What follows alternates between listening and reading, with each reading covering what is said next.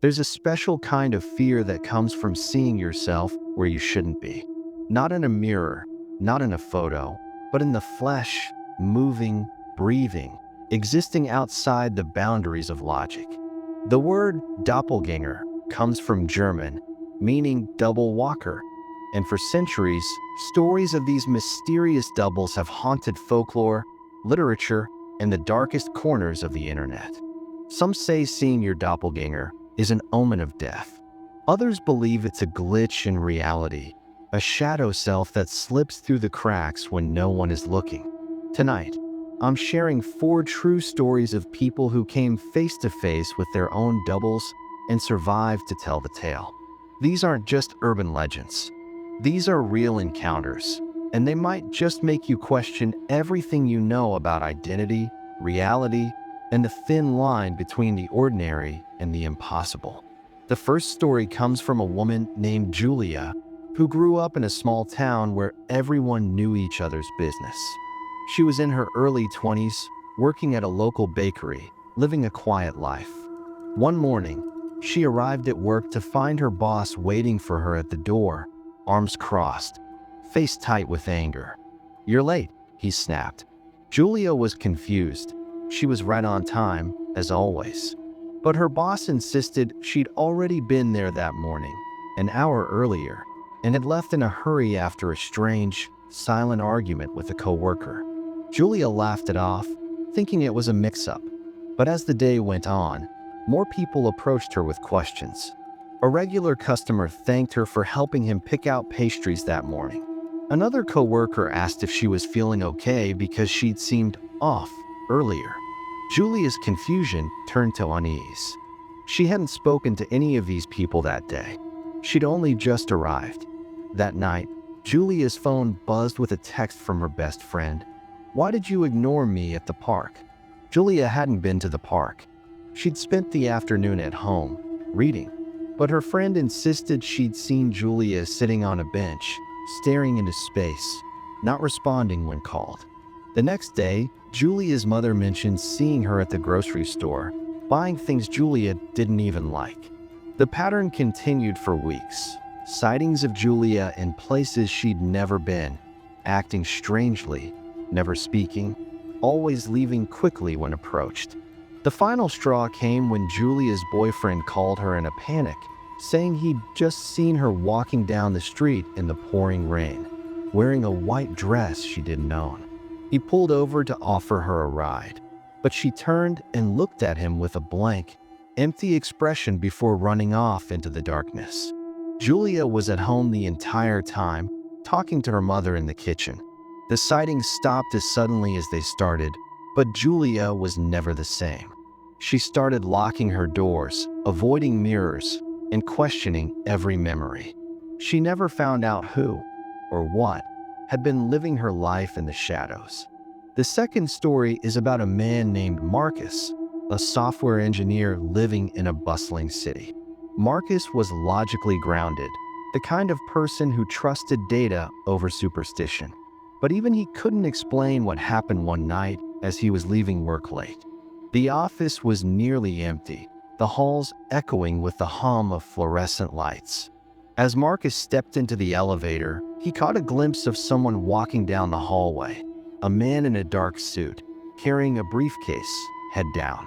Nothing unusual, except for one detail. The man was wearing Marcus's favorite tie, a gift from his late father, one he'd never worn to work. Curious, Marcus stepped out of the elevator and called out. The man didn't respond. Instead, he turned the corner and disappeared. Marcus hurried after him, but the hallway was empty. He shrugged it off as a trick of the light, maybe a coworker with similar taste. But when he got home, his tie was hanging in his closet, exactly where he'd left it.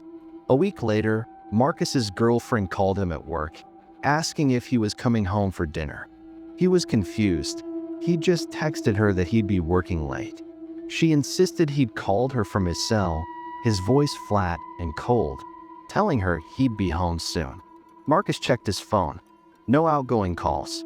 No record of the conversation. That night, as he walked to his car in the underground garage, He saw a figure standing by his vehicle, a man in a dark suit holding a briefcase, face hidden in shadow. Marcus froze. The man looked up, and for a split second, Marcus saw his own face staring back at him, expressionless and empty. The figure turned and vanished into the darkness.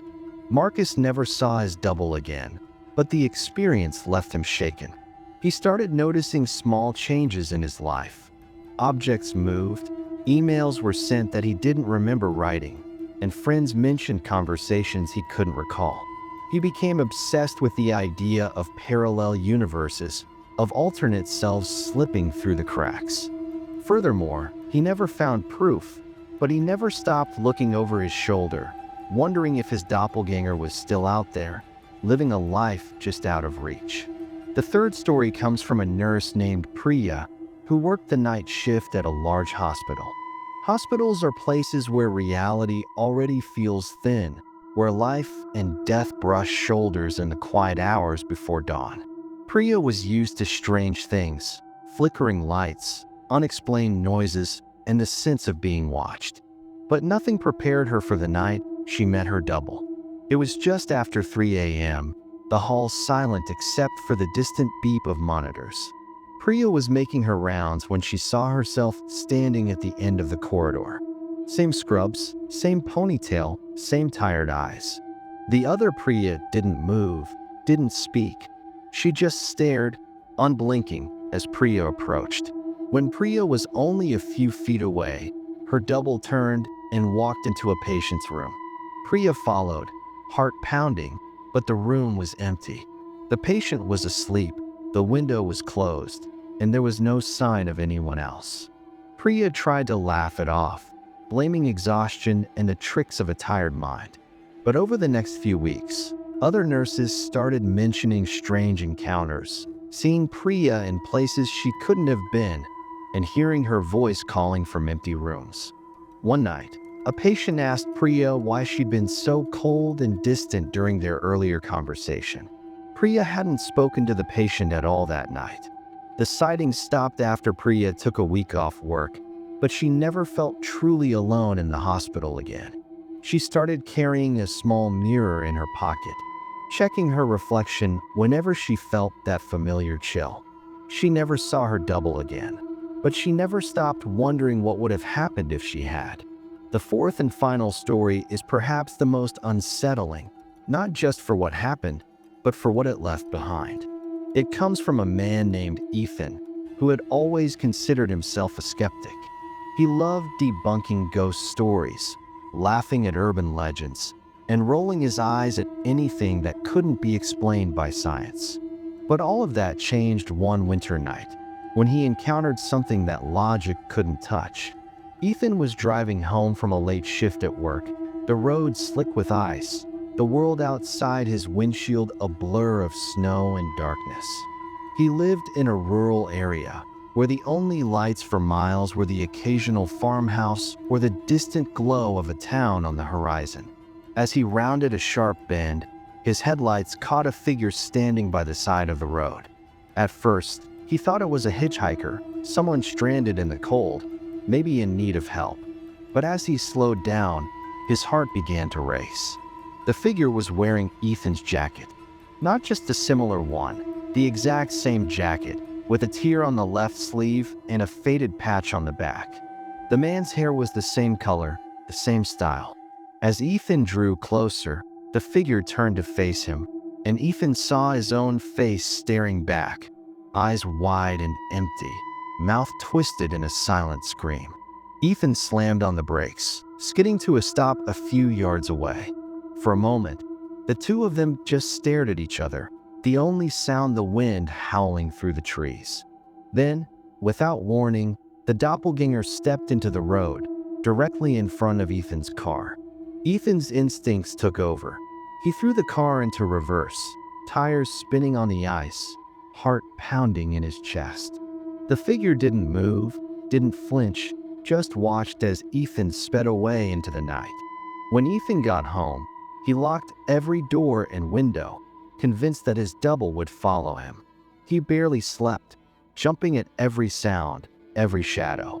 The next morning, he checked his car for damage, for footprints, for any sign that what he'd seen was real. There was nothing. No tracks in the snow, no evidence that anyone had been there at all. But the story didn't end there.